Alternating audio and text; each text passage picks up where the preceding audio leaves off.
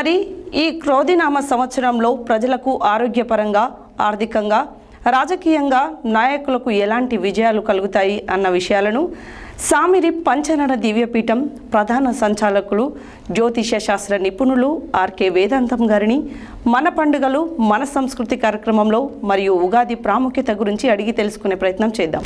గురువు గారు, ఇప్పుడు మనము క్రోధినామ సంవత్సరంలో మనకి రాశి ఫలాలు ఉంటున్నాయి కదా, ఈ రాశి ఫలాలు ఎవరికి అనుకూలంగా ఉండి ఎవరు విజయాలను సాధించవచ్చు, ఎక్కువగా ఎవరు విజయాలు సాధించే అవకాశాలు ఉన్నాయి? ముఖ్యంగా రాజకీయ నాయకులు ఇప్పుడు ఎలక్షన్స్ అంట కాబట్టి ఎవరు గెలిచే సందర్భం ఉందని మనం అదే ప్రశ్న అడిగి ఓకే, రాశి ఫలాలు వాటి గురించి చర్చించుకుందాం. నేను ఉదాహరణకి పలానా రాశి వాళ్ళు బాగుంది అని చెప్తే ఓహో అయితే ఈ రాశి వాళ్ళు గెలుస్తారనమాట అని మీరు నిర్ణయించుకోవాలి, కానీ ప్రత్యేకంగా మళ్ళీ వాళ్ళ పేర్లు అడగండి. అలాగే గురువు గారు. అయితే ముఖ్యంగా శ్రీ గురుభ్యో నమః. ప్రేక్షకులందరికీ కూడా, సత్య ఛానల్ ప్రేక్షకులందరికీ కూడా క్రోధినామ సంవత్సర ఉగాది పర్వదిన శుభాకాంక్షలు. సంవత్సర ప్రారంభంలో ఈ విధంగా మిమ్మల్ని కలుసుకోవడం చాలా ఆనందకరంగా ఉంది. ముఖ్యంగా తిథి, వార, నక్షత్ర, యోగ, కరణాలకు సంబంధించినటువంటి ఈ పంచాంగం ఏదైతే ఉందో, పంచాంగము అనేది మనకు ఒక చిన్న మార్గదర్శకం, కరదీపిక అంటారు. కరదీపిక అంటే చేతిలో పట్టుకునేటువంటి ఒక టార్చ్ లేదా దీపం లాంటిది. నేను ఒక టార్చ్ పట్టుకొని నడుస్తూ ఉంటే నేను నడిచేటువంటి దారి మారదు. అంటే దారి అంతకుముందు సిమెంట్ లేకపోతే సిమెంట్ రోడ్ అవ్వడము, ఘాటు తర్వాత గతుకులు లేకపోతే గతుకులు రావడము, గతుకులు లేకుండా ఉండడము జరగదు. దారి ఎలా ఉందో దారి అలాగే ఉంటుంది. లేదు నేను 2 కిలోమీటర్లు నడవాల్సి ఉంటే టార్చ్ పట్టుకున్నంత మాత్రం అది 1.5 కిలోమీటర్ అవ్వదు, 2 కిలోమీటర్లు నడవాల్సిందే. మరి నాకు టార్చ్ ఎందుకు ఉపయోగపడుతోంది అంటే నేను ఎక్కడ అడుగు వేయచ్చు, ఎక్కడ అడుగు వేయకూడదు అని తెలుసుకోవడానికి మాత్రమే కరదీపిక టార్చి ఉపయోగపడినట్టుగా పంచాంగం ఉపయోగపడుతోంది. దాన్ని జ్యోతిషమైన పంచాంగమైన మనం ఆ విధంగానే తీసుకోవాల్సి ఉంటుంది. అదే సర్వస్వం కాదు. టార్చి ఎవరికి అవసరం? నడిచేవాడికే అవసరం.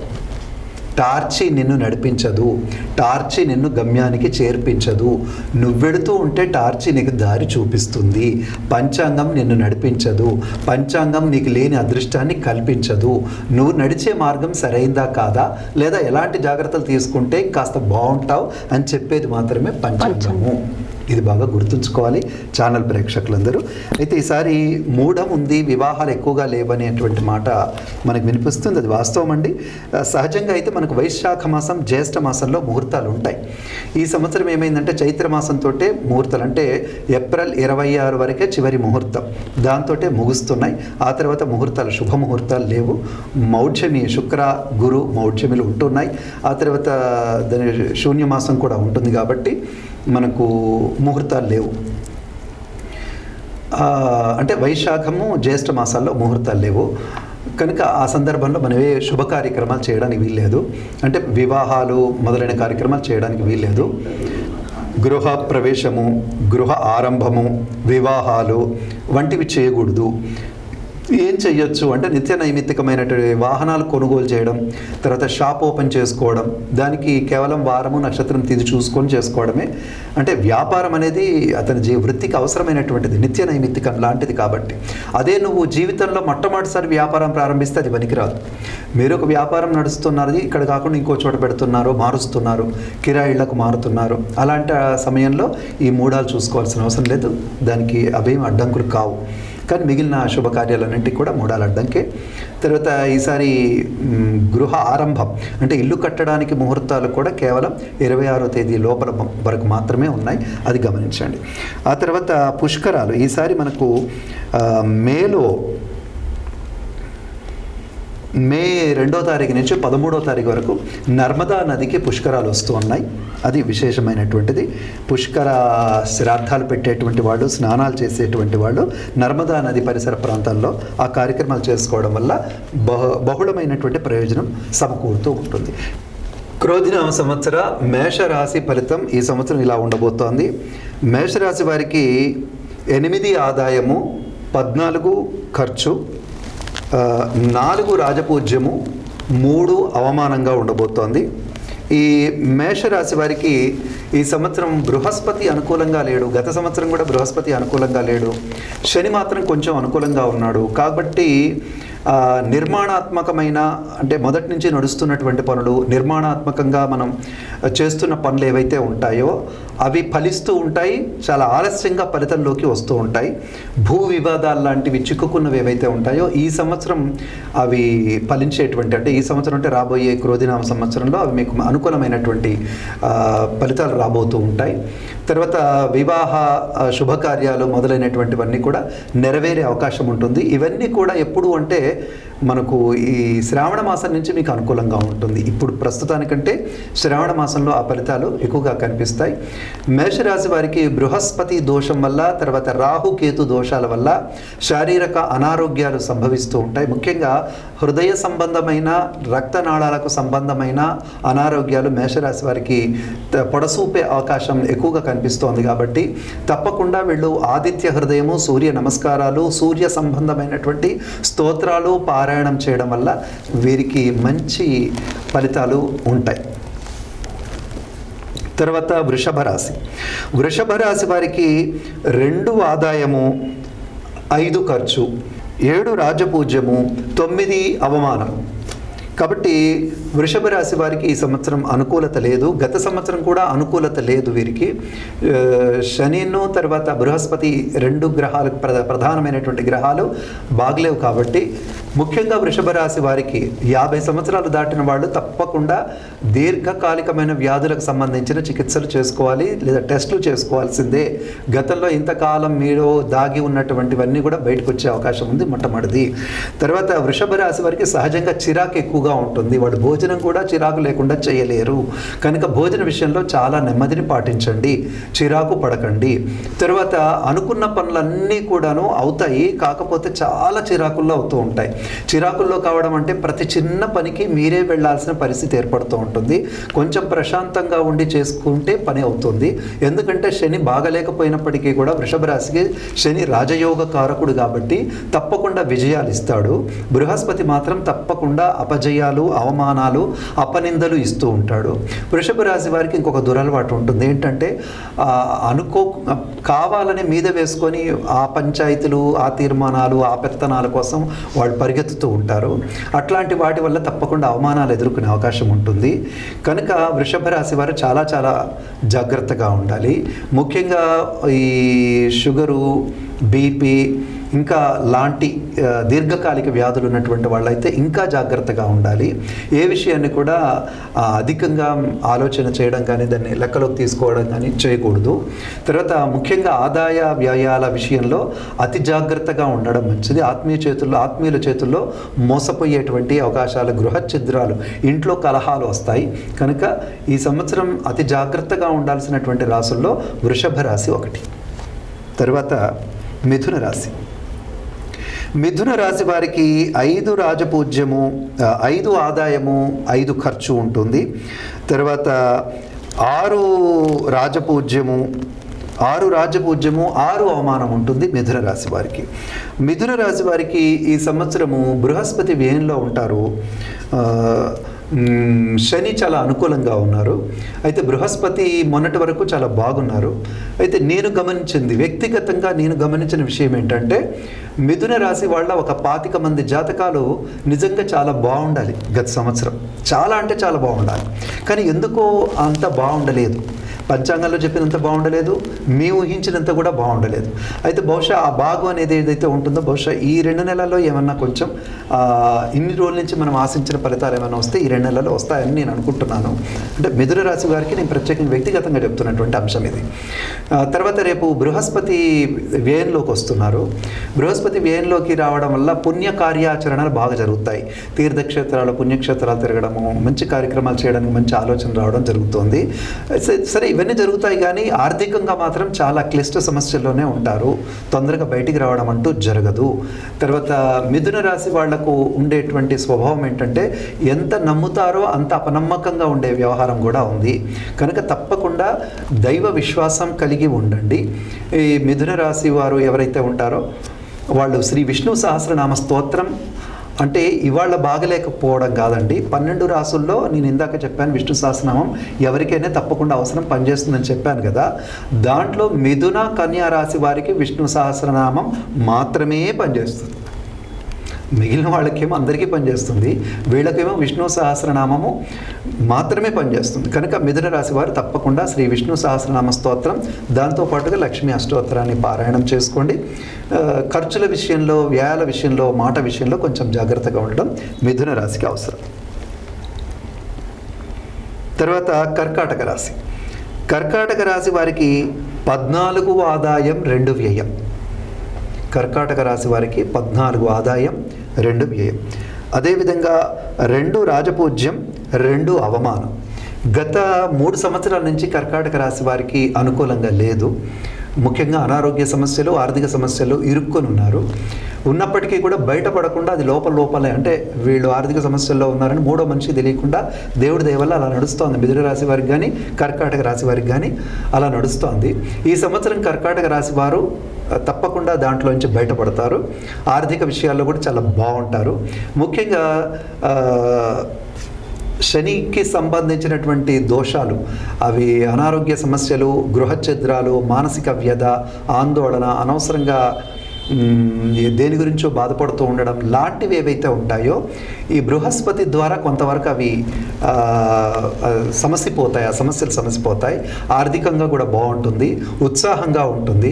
కాకపోతే శని ద్వారా వచ్చేటువంటి ఆ దోషాలు ఏవైతే ఉన్నాయో అవి పూర్తిగా పోవు. కనుక కర్కాటక రాశి వారు రామరక్షా స్తోత్రాన్ని పారాయణం చేయడం చాలా మంచిది. శ్రీరాముడు కర్కాటక లగ్నంలో జన్మించాడు కాబట్టి కర్కాటక రాశికి రామరక్షా స్తోత్రం చాలా మంచిదని పెద్దలు చెప్తారు. దాన్ని పారాయణం చేసుకోవడం ద్వారా వారికి ఇంకా మంచి శుభ ఫలితాలు పొందేటువంటి, ముఖ్యంగా శని ద్వారా వచ్చే దుస్థితి ఏదైతే ఉందో అది రాకుండా ఉండే అవకాశాలు ఉన్నాయి. క్రోధినామ సంవత్సరంలో సింహరాశి వారి ఫలితాలు ఇలా ఉండబోతున్నాయి. వీరికి సింహరాశి వారికి 2 ఆదాయం 14 వ్యయం. సింహరాశి వారికి 2 రాజపూజ్యం 2 అవమానం. సింహరాశి వారికి గత సంవత్సరం మిశ్రమంగా ఉంది. ఈ సంవత్సరం ఆ మిశ్రమత కూడా పోయి కొంచెం ఎక్కువ ఇబ్బందులు అయ్యేటువంటి అవకాశాలు ఉంటాయి. ముఖ్యంగా వీరికి కుటుంబ కలహాలు, సమాజంలో బయట నుంచి వచ్చేటువంటి కలహాలు, ఇబ్బందులు ఎక్కువగా ఉంటాయి. సింహరాశి వారికి ఉండేటువంటి ఒక లక్షణం ఏంటంటే, ఉంటేనేమో హైపర్ యాక్టివ్ అంటారు. అంటే ఈ మొత్తం గ్రహాలలో, రాసులలో హైపర్ యాక్టివ్ ఉండేటువంటి రాసులు ఒక 3 ఉన్నాయి. ఆ 3 ఏంటంటే సింహము, కుంభము, మేషం. వీళ్ళు హైపర్ యాక్టివ్గా ఉండేటువంటి రాసులు అనమాట. లేదంటే చాలా నెమ్మదిగా ఈ ప్రపంచంతో నాకు సంబంధం లేదన్నట్టుగా తలుపులు వేసుకొని ఉండేవాళ్ళు కూడా ఈ రాశిలోనే ఉంటారు. చాలా విచిత్రంగా వాళ్ళు ఉంటారు, వీళ్ళు ఉంటారు. అయితే సరే, తలుపులు వేసుకొని ఉండే వాళ్ళకి మనం ఏం చెప్పలేం, కానీ కొంచెం హైపర్ యాక్టివ్గా ఉండి పరిగెత్తుతూ అన్ని మీదేసుకొని గందరగోళం చేసేవాళ్ళు, పనులు సగం సగం చేసి అంతా నేను సక్సెస్ అయ్యాను అనుకునేవాడు. అంటే రాజకీయ నాయకుడి స్వభావం ఎక్కువగా ఉంటుంది సింహరాశి వారికి. అంటే వాడు ఎంత దిగజారుతున్నాగా నేను బాగానే ఉన్నాను అని ఫీల్ అవుతూ ఉంటాడు. అంటే వాస్తవాలు గమనించారు. కాబట్టి ముఖ్యంగా వీళ్ళు కలహాలకు దూరంగా ఉండాలి. మాటలు కొంచెం జాగ్రత్తగా మాట్లాడుకోవాలి. ఆదాయ వ్యయాల్లో మీరు ఎవరిని అడిగినా డబ్బులు రావు. సింహరాశి వాళ్ళని అడిగితే డబ్బులు వస్తాయి. ఎందుకంటే వాడికి ఉబ్బే స్వభావం ఎక్కువగా ఉంటుంది. కుంభరాశి వారికి కూడా ఉబ్బే స్వభావం ఎక్కువ ఉంటుంది. వీడి దగ్గర నుంచి డబ్బులు ఈజీగా లాక్కోవచ్చు. ఉబ్బిస్తే డబ్బులు వస్తాయి. అంటే ఎందుకోసం ఈ మాట చెప్తున్నా అంటే, మీరు కాస్త జాగ్రత్తగా ఉండండి సింహరాశి వారు. డబ్బులు ఖర్చు పెట్టే దగ్గర కానీ, ఆ ప్రణాళికలు రచించేటప్పుడు కానీ, చేసే పనులు పూర్తిగా చేయడానికి కానీ మీరు సిద్ధంగా ఉండండి. ఈ సంవత్సరం కొంచెం కష్టంగానే ఉంటుంది. సింహరాశికి అధిపతి సూర్యుడు. సూర్యుడికి సంబంధించినటువంటి వాడు శ్రీరామచంద్రుడు. కాబట్టి మీరు తప్పకుండా విష్ణు సహస్రనామాన్ని కానీ, రామరక్షా స్తోత్రాన్ని కానీ, లేదంటే మనకు సుదర్శన కవచాన్ని కానీ పారాయణం చేయడం ద్వారా మంచి ఫలితాలు ఉంటాయి. అదేవిధంగా కన్యారాశి. కన్యారాశి వారికి 5 ఆదాయం 5 వ్యయం. అదేవిధంగా కన్యారాశి వారికి 5 రాజపూజ్యం 2 అవమానం. దీంట్లో కన్యారాశి వారికి మొన్నటి వరకు శని అనుకూలించాడు, గురువు అనుకూలించలేదు.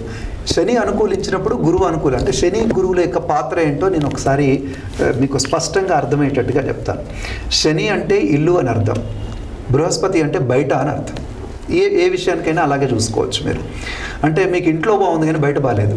ఏది కన్యా రాశి వారికి మొన్నటి వరకు అంటే బయట బాగాలేకపోవడం అంటే వృత్తి వ్యాపారాలు సక్రమంగా కొనసాగకపోవడం, డబ్బులు సక్రమంగా రాకపోవడం, వచ్చినవి సక్రమంగా ఉపయోగపడకపోవడం, ఇలాంటివి అనమాట. అంటే బయటికి ఇచ్చిన మాటలు నిలబెట్టుకోలేకపోవడం, ఇలాంటివన్నీ, లేదా బయట నుంచి వచ్చేటువంటివి ఏవో మనల్ని ఇబ్బంది పెడుతూ ఉండడం ఆలోచనలు, ఇలాంటివన్నీ కూడా మనకు మొన్నటి వరకు జరుగుతూ ఉంటాయి. కానీ ఈ సంవత్సరం కన్యా రాశి వారికి బృహస్పతి అనుకూలంగా ఉండడం వల్ల తప్పకుండా వృత్తి వ్యాపారాల్లో విజయం లభిస్తుంది. అనుకున్నది సాధించగలుగుతారు. 2 గ్రహాలు అనుకూలంగా ఉన్నట్టు చెప్పచ్చు. అంటే ఇప్పుడున్నటువంటి ఈ 12 రాసుల్లో కూడా మంచిగా ఉన్నది ఒక రాశి చెప్పమంటే కన్యా రాశిని కూడా ఈసారి మనం తీసుకోవచ్చు. మరొకటి కూడా ఉంది మేషరాశి, అలాగే కన్యా రాశిని కూడా మొత్తం మీద బాగున్నటువంటి రాసులుగా మనం తీసుకోవచ్చు. వీరు కన్యా రాశి వారు కూడా బుధ సంబంధమైనటువంటి రాశి కలిగినటువంటి వారు. వీరు తప్పకుండా ఈ కన్యా రాశి వారు కూడా శ్రీ విష్ణు సహస్రనామ స్తోత్రాన్ని, కన్యా రాశి వారికి ధనం మీద ఇష్టం ఎక్కువగా ఉంటుంది. అంటే డబ్బు సంపాదించాలని, డబ్బులో గొప్పవాడు కావాలని, బాగా బంగారం అదంతా కూడబెట్టుకోవాలని, ఇలాంటివన్నీ మగ అయినా ఆడ అయినా కన్యా రాశి వారికి తర్వాత ఎప్పటికేదో బిజినెస్ చేస్తూ ఉండాలని ఇలాంటి ఆలోచనలు విపరీతంగా ఉంటూ ఉంటాయి. అయితే కన్యా రాశులలో 50 సంవత్సరాలు దాటినటువంటి స్త్రీలు మాత్రం మానసికంగా చాలా ఇబ్బంది పడుతూ ఉంటారు. అలాంటి వాళ్ళు కూడా ఈ సంవత్సరం బాగుండే అవకాశాలు ఉంటాయి. కాబట్టి ఈ సంవత్సరం కన్యా రాశి వారికి బాగుంది. చెప్పినటువంటి పారాయణాలు చేసుకుంటే వారికి ఇంకా మంచి ఫలితాలు. అంటే బాగలేని వాళ్ళకేమో ఈ పరిహారాలు చేసుకోవడం వల్ల బాగుంటారు, బాగున్న వాళ్ళకేమో అధిక ఫలితాలని పొందుతారు అనేటువంటి విషయం మీరు తెలుసుకోవాలి. తర్వాత క్రోధినామ సంవత్సర రాశి ఫలితాల్లో ఇప్పుడు మనం తులారాశికి సంబంధించినటువంటి విషయాలు చూడబోతున్నాం. తులారాశి వారికి 9 ఆదాయము, తులారాశి వారికి 9 ఆదాయము, 7 వ్యయంగా ఉంటుంది. తర్వాత తులారాశి వారికి 1 రాజపూజ్యము, 5 అవమానంగా ఉంటుంది. తులారాశి వారి ఫలితాలు ఇలా ఉండబోతున్నాయి. గతంలో మనకు బృహస్పతి తులారాశికి అనుకూలంగా ఉన్నాడు. శని అనుకూలంగా లేకపోవడం వల్ల రియల్ ఎస్టేటర్సు, అంటే ఈ పెద్ద పెద్ద వ్యాపారాలు చేసేవాళ్ళు, దీర్ఘకాలికమైనటువంటి ధనాన్ని పొందాలని వ్యాపారాలు చేసే వాళ్ళందరూ కూడా దాదాపు నష్టంలో లేరు, లాభంలో లేరు, మధ్యలో ఇరుక్కొని ట్రాఫిక్ జామ్ అయినట్టుగా ఉన్నారు ఒక సంవత్సరంన్నర నుంచి. అంటే అనగానే మీరు ఏమనుకుంటారంటే అమ్మయ్య ఈ సంవత్సరం నుంచి బాగుంటుందేమో అనుకుంటారు. ఇంతకంటే కాస్త టైట్ షెడ్యూల్డ్, టైట్ పొజిషన్కి మీరు రాబోతున్నారు. తులారాశి వాళ్ళు వీలైనంత వరకు జాగ్రత్తగా ఉండాలి. ముఖ్యంగా తులారాశి వాళ్ళకి కూడా ఒక లక్షణం ఉంటుంది, ఏంటంటే లేనిపోనివన్నీ కూడా పైన వేసుకొని సలహాలు ఇవ్వడం, సంప్రదింపులు చేస్తూ ఉండడం, ఎవరైనా వస్తే వాడి బదులు నేను ఇస్తారా డబ్బులు అనేటువంటి మాట మాట్లాడుతూ ఉండడం, ఇలాంటివో చేస్తూ ఉంటారు. వాళ్ళకు కూడా కొంచెం ఇలాంటి లక్షణాలు ఉంటాయి. అవి ఈ సంవత్సరం మిమ్మల్ని తప్పకుండా ఇబ్బంది పెడతాయి. గత సంవత్సరం మీరు అలాంటి మాటలు ఇచ్చున్నా, లేదంటే ఇప్పుడు తీరుస్తానని చెప్తున్నా, లేదంటే రావాల్సినటువంటివి వసూలు చేసుకోవాలని ఈ సంవత్సరం అనుకుంటున్నా, ఇవన్నీ కూడా చాలా క్లిష్టంగా ఉంటాయి, ఇబ్బందికరంగా ఉంటాయి. ఇక్కడ ఇంకొక విషయం కూడా చెప్తాను. బృహస్పతి బాగలేనప్పుడు ఏం జరుగుతూ ఉంటుందంటే, మనం ఏదో చిన్నగా కూర్చొని నలుగురిలో మాట్లాడుతుంటే అది కాస్త పోయి 10 మందిలో పడిపోతుంది.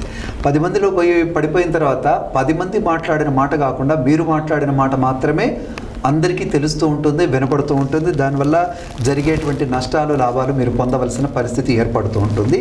ఇది తులారాశి వారికి అధికంగా జరుగుతూ ఉంటుంది. సహజంగా ఎప్పుడూ జరుగుతూ ఉంటుంది.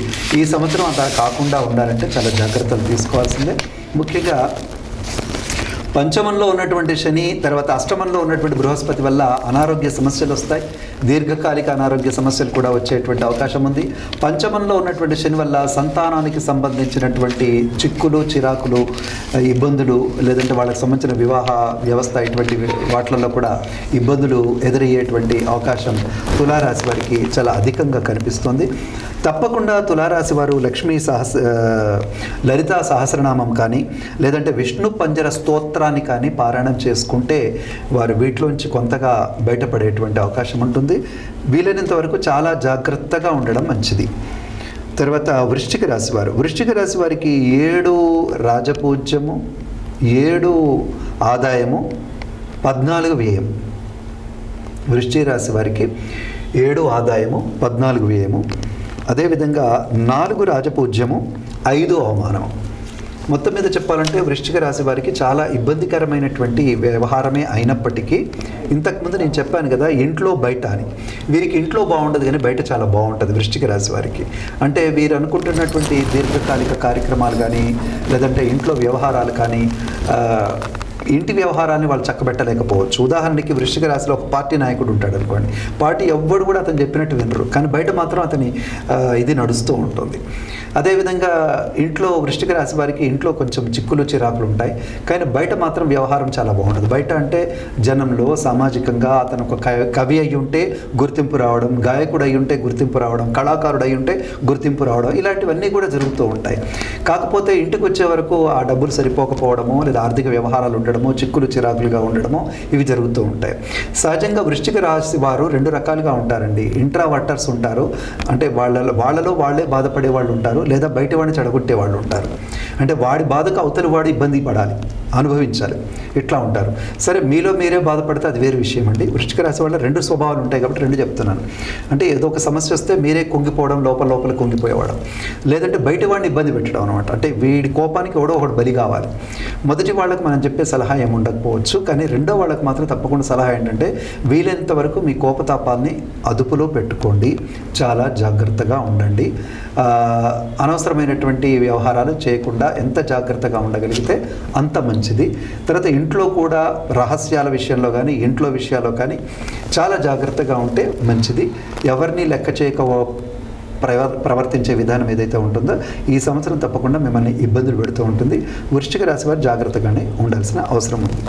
వృశ్చిక రాశి వారు తప్పకుండా ఈ సంవత్సరము హనుమాన్ చాలీస సౌలభ్య చూడామణి స్తోత్రం అని ఒకటి ఉంటుంది. హనుమాన్ చాలీస తప్పకుండా చేసుకోవాల్సిందే. వృశ్చిక రాశి వారు, మేషరాశి వారు తప్పకుండా హనుమాన్ చాలీసాను చేసుకోవాల్సిందే. కనుక హనుమాన్ చాలీస పారాయణం చేసుకోండి. వీలైతే సుందరకాండ పారాయణం మీ పేరు మీదుగా చేయించుకోండి, అది చాలా బాగుంటుంది. తర్వాత ధనుస్సు రాశి. ధనుస్సు రాశి వారికి 11 ఆదాయం 5 ఖర్చు, తర్వాత 7 రాజపూజ్యము, 1 అవమానం. ధనుసు రాశి వారికి గత సంవత్సరం కూడా చాలా బాగుంది, ఈ సంవత్సరం కూడా బాగుంటుంది. కాకపోతే ఈ సంవత్సరం దసరా తర్వాత కొంచెం అనారోగ్య సమస్యలు తప్పకుండా, పొట్టకు జీర్ణాశయానికి సంబంధించిన అనారోగ్యాలు, ముఖ్యంగా సమయానికి తినకపోవడం, అధికంగా తినడం వల్ల గ్యాస్ సంబంధమైనటువంటి లేదా జీర్ణకోశ సంబంధమైన, ఇంకా చెప్పాలంటే అపెండిసైటిస్ లాంటివి ఏమైనా ఉంటే తప్పకుండా ఈ సంవత్సరం కొంచెం ప్రమాదకరంగా అవి దారితీస్తాయి. అందుకని ఆరోగ్య విషయంలో జాగ్రత్తగా ఉండండి. మిగిలిన విషయాలన్నీ చాలా అనుకూలంగా బాగుంటాయి. తర్వాత వృశ్చిక రాశి వారు, ధనుస్సు రాశి వారు తప్పకుండా పారాయణం చేయవలసింది ఆదిత్య హృదయం పారాయణం చేసుకోవాలి. సూర్య నమస్కారాలు, సూర్య సంబంధమైనటువంటివి ఏవైనా పారాయణం చేసుకోవడం, లక్ష్మీ అష్టోత్తరం పారాయణం చేసుకోవడం వీళ్ళకి చాలా బాగుంటుంది. తర్వాత మకర రాశి వారు. మకర రాశి వారికి 14 ఆదాయం 14 ఖర్చు. తర్వాత మకర రాశి వారికి 3 రాజపూజ్యం 1 అవమానం. గత సంవత్సరం కూడా మకర రాశి వారికి అంతో ఎంతో బాగుంది, ఈ సంవత్సరం కూడా బాగుంటుంది. అయితే ఇక్కడ మకర రాశి వారిని మాత్రం మనం 2 రకాలుగా విభజిస్తాం. ఎట్లా విభజిస్తామంటే 30 సంవత్సరాల ముందు, 30 సంవత్సరాల తర్వాత అని విభజిస్తాం. 30 సంవత్సరాల ముందున్న మకర రాశి వారికి బాగుండదు, కానీ 30 సంవత్సరాలు దాటిన మకర రాశి వారికి బాగుంటుంది. ఇదేంటండి వయస్సును బట్టి జాతకం ఎట్లా ఉంటుంది అని మీరు అడగచ్చు. కానీ ఇక్కడ ఏమిటంటే మకర రాశికి అధిపతి శని. కనుక శని ఏం చేస్తాడంటే మొదటి అధ్యాయం జీవితంలో ఉన్నటువంటి పూర్వదశను మొత్తం చాలా ఇక్కట్ల పాలు చేస్తాడు, ఇబ్బందుల పాలు చేస్తాడు. 2వ దశను తప్పకుండా నిలబెట్టే ప్రయత్నం చేస్తాడు ఆ రాశి వారికి. కనుక ఇది 2వ దశలో ఉన్న వాళ్ళకి మాత్రం చాలా బాగుంటుంది. గత సంవత్సరం కూడా అంతో ఇంతో బాగుంది, ఈ సంవత్సరం కూడా తప్పకుండా బాగుంటుంది మకర రాశి వారికి. ఎందుకంటే ఇది నిలబెట్టే దశ కాబట్టి 30 సంవత్సరాలు అంటే ఒక నడి వయస్సు దాటినటువంటి వారికి చాలా బాగుంటుంది.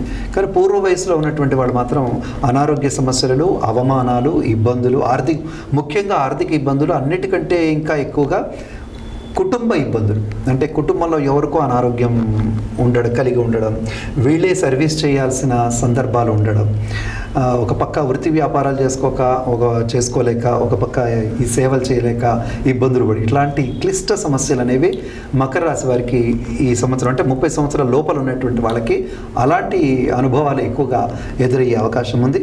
30 సంవత్సరాలు దాటినటువంటి వాళ్ళకి మాత్రం వృత్తి వ్యాపారాల్లో ఇతర విషయాల్లో కొంచెం క్లిష్టంగా ఉన్నప్పటికీ కూడా మంచి ప్రగతిని సాధించేటువంటి దశగా ఇప్పుడు చెప్పచ్చు.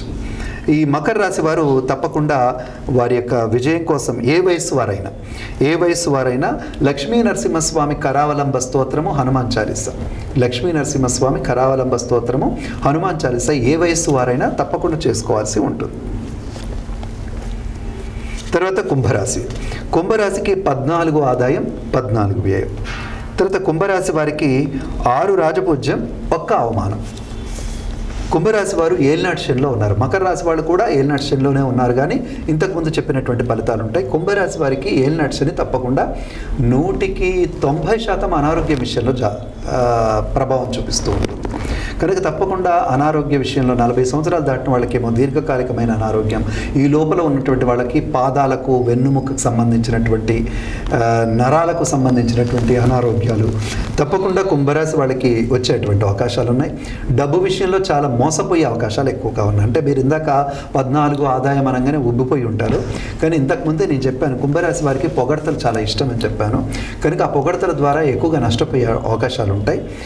తర్వాత ఇంకోటి ఏంటంటే వీరి ఆర్థిక వ్యవహారాలు బాగుండవు. అంటే ప్రణాళికలు బాగా రచిస్తారు, వీళ్ళు ఆర్థికంగా ప్లాన్స్ అద్భుతంగా వేస్తారు, కానీ వాళ్ళ ప్లాన్ వాళ్ళే ఫాలో అవ్వరు. కుంభరాశి వాళ్ళకి జబ్బు ఉంటుంది, దానికి కారణం ఏంటో మనకు కూడా తెలియదు. కాబట్టి అలా ప్రణాళికలు లేకుండా ధనాన్ని ఖర్చు పెడుతూ ఉండడం, విపరీతంగా పారబోస్తూ ఉండడం, దీనివల్ల కూడా కుంభరాశి వాళ్ళు ఈ సంవత్సరం కాస్త ఇబ్బంది పడే అవకాశాలు ఉన్నాయి. ముఖ్యంగా అనారోగ్యాలు ఎక్కువగా వస్తూ ఉంటాయి. తర్వాత బయట గొడవలు, పంచాయతీలు, తీర్మానాలు, పెద్ద మనిషి ఇలాంటి తరహాల్లో కనుక ఉంటే వీలైనంత వరకు వాటికి దూరంగా ఉండడం చాలా మంచిది. ఎక్కువ శాతం ఈ సంవత్సరాన్ని మీరు దైవ దర్శనాలకి వాటికి కేటాయించుకోవడం ద్వారా మీరు ఆర్థిక పరిస్థితికి సంబంధించిన దుబారా నుంచి కానీ లేదంటే అనవసరమైన వ్యయాల నుంచి కానీ తప్పించుకుంటున్నట్టు ఉంటుంది. రెండవది, కుంభరాశి వారు శుభకార్యాలకు ఈ సంవత్సరం తప్పకుండా ప్రణాళిక రచించుకోవచ్చు. అంటే శుభకార్యాలు కలిసి వస్తాయి. శని బాగలేకపోవడం అనేటువంటి అంశము శుభకార్యాలు కలిసి రావడం అనేటువంటి దాంట్లో మనకు అనుకూలంగా ఉంటుంది. కాకపోతే కొత్త వ్యాపారాలు చేయడానికి కానీ మిగిలిన వ్యవహారానికి కానీ కుంభరాశి వారికి బాగుండదు. కుంభరాశి వారు తప్పకుండా ప్రతిరోజు లక్ష్మీ అష్టోత్తరం కానీ లలితా సహస్రనామం కానీ తప్పకుండా ప్రతిరోజు చేసుకోవాలి. దాంతోపాటు సూర్య నమస్కారాలు, ఆదిత్య హృదయం లేదా సూర్య అష్టకం పారాయణం చేసుకోవాలి. ఆ తర్వాత చివరిది మీనరాశి వారికి 11 ఆదాయం 5 వ్యయం, 2 రాజపూజ్యం 4 అవమానం. మీనరాశి వారికి గత సంవత్సరం నుంచి కూడా బాగలేదు. అంటే ఏలినాటి శనిలో ఉన్నారు వీళ్ళు. 2.5 సంవత్సరాల నుంచి మీనరాశి వాళ్ళకి బాగలేదు. అంటే ఈ సంవత్సరం బాగుంటుందని కాదు, ఈ సంవత్సరం కూడా బాగుండదు. అంటే ఏలినాటి శనిలో ఉన్నారు కాబట్టి ఆ మాటకు వస్తే గత సంవత్సరమే కాస్త బాగున్నట్టు లెక్కలోకి తీసుకోవచ్చు. కనుక మీనరాశి వాళ్ళు అంటే మొత్తం మీద ఏ రాశి వాళ్ళు అతి జాగ్రత్తగా ఉండాల్సిన అవసరం ఉంటుంది ఈ సంవత్సరం అంటే, ఒకటి వృషభ రాశి, తర్వాత మీనరాశి. వృషభ రాశి, మీనరాశి వాళ్ళు అతి జాగ్రత్తలు పాటించాల్సినటువంటి అవసరం ఉంటుంది. వీళ్ళు ఆర్థికంగా ఇబ్బందులు పడతారు, ముఖ్యంగా ఆరోగ్యంగా ఇబ్బంది పడతారు. మీనరాశి వాళ్ళు ఆరోగ్యంగా అంటే ఆరోగ్య విషయాలలో మీనరాశి వారికి ఎక్కువగా నీటికి సంబంధించిన అంటే ఒంట్లో నీరు ఎక్కువగా ఉండడం కానీ, లేదా జీర్ణకోశానికి సంబంధించిన అనారోగ్యం కానీ, లేదంటే బరువుకు సంబంధించినటువంటి అనారోగ్యం కానీ ఈ మీనరాశి వారికి ఎక్కువగా వచ్చేటువంటి అవకాశం ఉంది. కనుక మీనరాశి వాళ్ళు చాలా జాగ్రత్తలు తీసుకోవాలి. ముఖ్యంగా వీళ్ళకి ఉరుకులు పరుగులు అంటే పూర్తిగా వినకుండా పనిచేసే వాళ్ళు ఎవరుంటే వాళ్ళు మీనరాశి వాళ్ళే. సమాజంలో పూర్తిగా వాళ్ళు ఏది వినరు. వినకుండానే దాంట్లో బరిలోకి దూకుతూ ఉంటారు. కాకపోతే వీళ్ళకు గ్రహింపు శక్తి ఎక్కువగా ఉంటుంది. తర్వాత అప్పటికప్పుడు దాన్ని మార్చుకొని వాళ్ళకు అనుకూలంగా తిప్పుకునే శక్తి ఉంటుంది. దాంతో వీళ్ళు నెగ్గుకొస్తూ ఉంటారు తప్పితే ప్రణాళికబద్ధంగా వీళ్ళు చేసే పనుల వల్ల కాదు. అవన్నీ ఇప్పుడు కుదరవు. అంటే గతంలో మీరు చేస్తున్నారేమో, ఈ సంవత్సరం కానీ గత సంవత్సరం కానీ కుదరకుండా ఉంటాయి. కనుక అతి జాగ్రత్తగా ఉండాల్సినటువంటి రాసులలో మీనరాశి ఒకటి. తప్పకుండా వీళ్ళు విష్ణు పంజర స్తోత్రం అని ఉంటుంది. మీనరాశి వాళ్ళు తప్పకుండా చదువుకోవాల్సింది విష్ణు పంజర స్తోత్రము, లక్ష్మీ అష్టోత్తరం. అందరికీ చాలామందికి నేను లక్ష్మీ అష్టోత్తరం అని ఎందుకు చెప్తున్నానంటే, ఉదాహరణకి మనకు ఉన్నటువంటి సమస్యలన్నీ ఎక్కువగా ఆర్థిక సమస్యలు ఉంటాయి. తర్వాత లక్ష్మి అనగానే మీరు డబ్బులు మాత్రమే అనుకోకండి. మనస్సు ఉత్సాహంగా ఉండడం, కాస్త తర్వాత మనం అనుకున్న పనులన్నీ అవ్వడం, కాస్త మన మొహం చూడగానే అవతల వాడికి మంచిగా అనిపించడం, ఇవన్నీ కూడా లక్ష్మీ సంబంధమైనటువంటి అంశాలు. కనుకనే నేను ప్రతి వాళ్ళకు లక్ష్మీ అష్టోత్తరం లేదా లలితా సహస్రనామం జోడిస్తూ ఉన్నారు. మీనరాశి వాళ్ళు లలితా సహస్రనామం, లక్ష్మీ అష్టోత్తరం లేదా తప్పకుండా విష్ణు పంజర స్తోత్రాన్ని చేసుకోవాల్సి ఉంటుంది.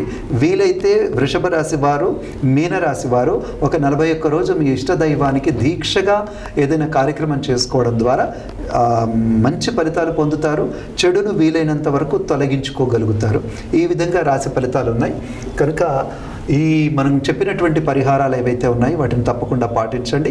ఒకవేళ అవి కాకపోతే మనం మన ఛానల్లో చెప్పుకున్నాం ఏమంటే, విష్ణు సహస్రనామ స్తోత్రము, వాసుదేవ మంత్రం ఏదైతే ఉంటుందో దాన్ని తప్పకుండా చదవాలి. అనగానే మన వాళ్ళు ఏం చేస్తూ ఉంటారంటే, ఎంత బద్ధకస్తులు ఉంటారంటే, ఆ మంత్రాన్ని తీసుకొని ఒక 5 సార్లు 3 సార్లు చదివి మేము రోజు చదువుతున్నామండి, 3 సార్లు చదువుతున్నాం, 5 సార్లు చదువుతున్నాం. ఏ మంత్రమైనా మనకు ఒక మాల ఇస్తారు 108 పూసలు ఉన్నటువంటిది. అంటే దాని మినిమం కౌంటింగ్, అది లెక్కలోకి రావడానికి 108 చేయాలి, ప్రభావం రావడానికి కాదు. అంటే ఆటో ఎక్కితే 20 రూపాయలు ఛార్జీ అన్నట్టు, ఎక్కి దిగినా 20 రూపాయలు ఛార్జే అన్నట్టు, లెక్కలోకి రావడానికే 108 చేయాలి ఏ మంత్రమైనా. కనుక వాసుదేవ మంత్రాన్ని మీరు ఒక 1000 చేయడానికి అర్ధగంట కంటే ఎక్కువ పట్టదండి.